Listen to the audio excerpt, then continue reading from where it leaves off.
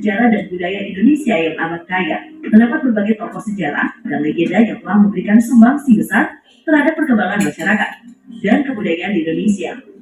Salah satunya adalah Untung Surapati, adalah seorang pahlawan nasional Indonesia yang legendaris. Dia adalah salah satu tokoh sejarah yang meninggalkan jejak penting dalam perjuangan melawan Belanda pada abad ke-18. Kisah hidup Untung Surapati yang penuh dengan tantangan dan perlawanan telah mengilhami banyak orang dan menjadikannya sebagai simbol perlawanan dan keberanian.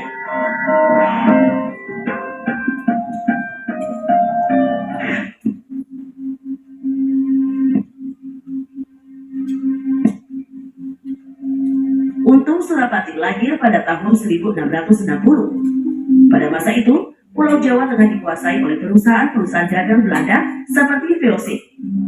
Kehidupan di bawah penjajahan Belanda dipenuhi dengan penderitaan dan eksploitasi terhadap rakyat pribumi.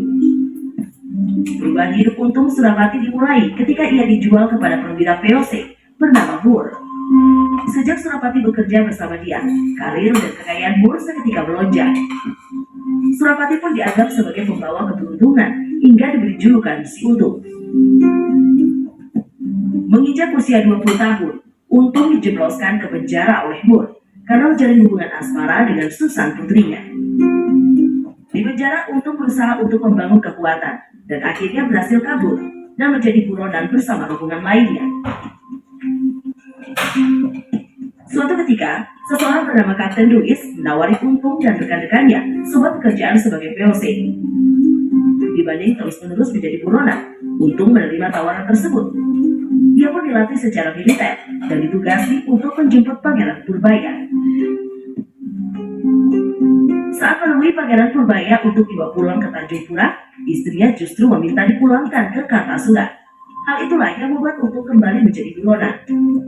Untung sempat berseteru dengan Raden Surapati. Setelah diadili, terbukti bahwa Surapatilah yang bersalah dan dihukum mati. Sejak saat itu, nama Surapati pun diserahkan kepada Untung.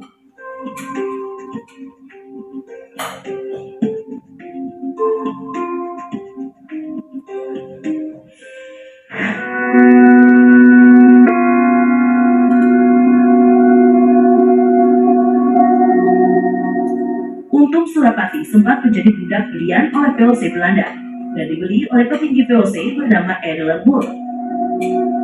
Tanpa diduga, saat bekerja sebagai pembantu untuk keluarga Boer, putri Adelard Boer terpikat dan jatuh cinta oleh Untung Surapati. Keduanya pun menjalin asmara hingga hubungan terlarang itu diketahui oleh sang majikan. Adelard Boer pun murka. Dia lantas memasukkan Untung Surapati ke dalam penjara dan menyiksa Untung dengan siksaan berat.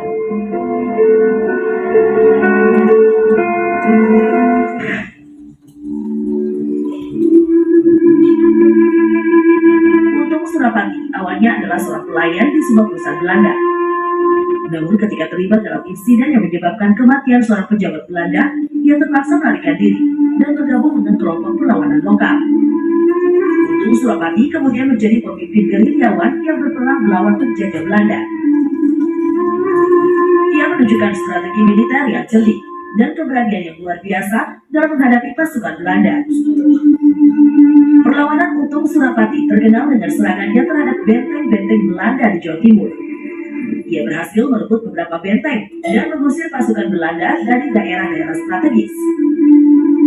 Perjuangan Untung Surapati pun memperoleh dukungan luas dari masyarakat pribumi yang teraniaya. Kekuatan dan keberanian yang dia tunjukkan telah menginspirasi banyak orang untuk bergabung dalam perlawanan melawan penjajah. Sayangnya, perjuangan Untung Surapati berakhir tragis. Pada tahun 1706, ia ditangkap oleh pasukan Belanda dan dieksekusi mati.